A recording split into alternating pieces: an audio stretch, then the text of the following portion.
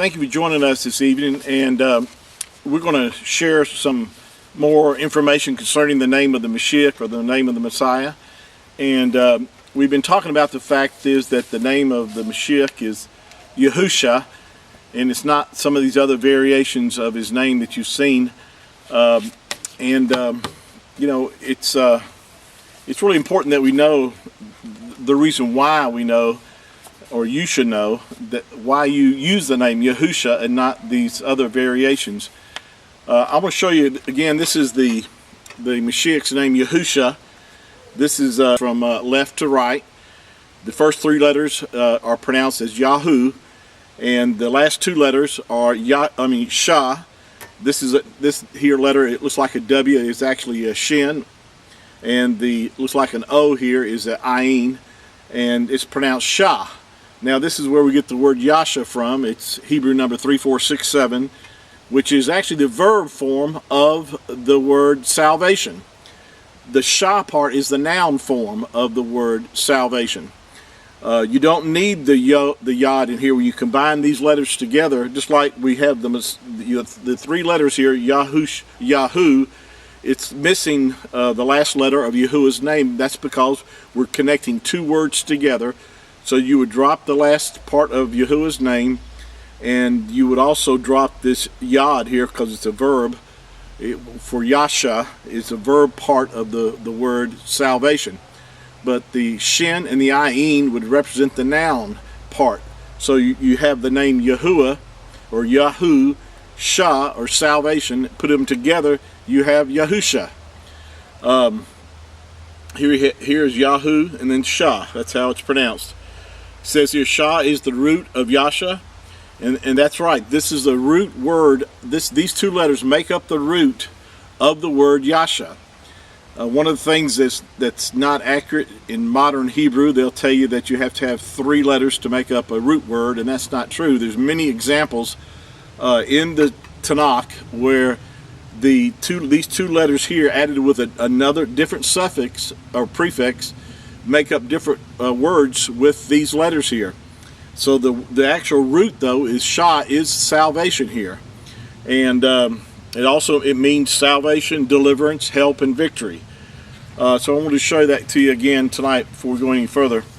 One other thing I want to talk about again is the fact that where most of the confusion resides is in when you look up the name, first of all, Jesus, and then realize that when you look that up, it'll refer you to the Greek number G2424, and then it'll tell you about the Greek pronunciation, or the Latin, which is where we have the word Jesus and then Jesus. Again, the Creator would never had named his son Jesus or Jesus. He's Hebrew. He would be given Hebrew name, and he was given Yahusha as the name of the Mashiach. But when you look this up, it'll tell you to the origin of the name is Hebrew, and it'll refer you to the Hebrew number 3091. And I pointed out to you in our previous teachings that the Strong Concordance is good, but it's based upon the Masoretic text, which means that in fact all of our translations that we have basically are from the Masoretic text, and that only dates back to about the 10th century. And that's when they were using the vowel points to change the way that words were pronounced.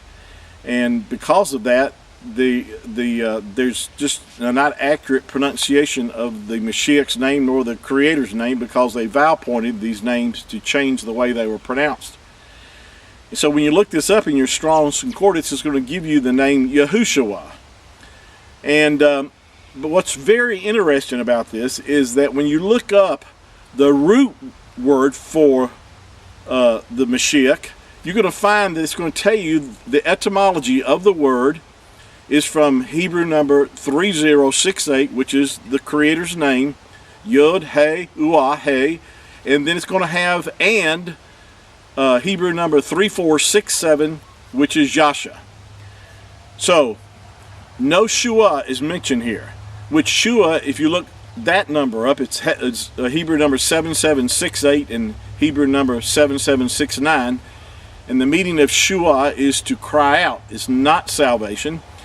Hebrew number 3467, which is Yahshua, if you look that up, you'll find that's exactly what it means. It means salvation, deliverance, wholeness, completeness, and but the word shua means to cry out. So why do they have it? Why does he have it translated to Yahushua? It's because it was vowel pointed in order to get that pronunciation. And so I'm bringing that out again, stressing to you that even a third grader could understand that if you put Yahuwah's name and Yahshua together, you have Yahusha, not Yahushua. So with that said, we're going to stop here, and I'm going to get into some more information with you next time. That's going to be a little bit more elaborate. We'll spend more time. I want to bring out some words that I'm going to show you in the Tanakh, where you're going to see the two-letter shin, the shin and the ayin used as a noun for salvation, and you'll see that these two letters make up the root of the word salvation. So look forward to our time our next session, and I trust you've been blessed. Let me know if you're liking the teaching, you're enjoying it. Then let me know that. It encourages me to keep going, and I appreciate your support. And Yahuwah loves you, I love you, and we'll see you next time. Thank you. Shalom.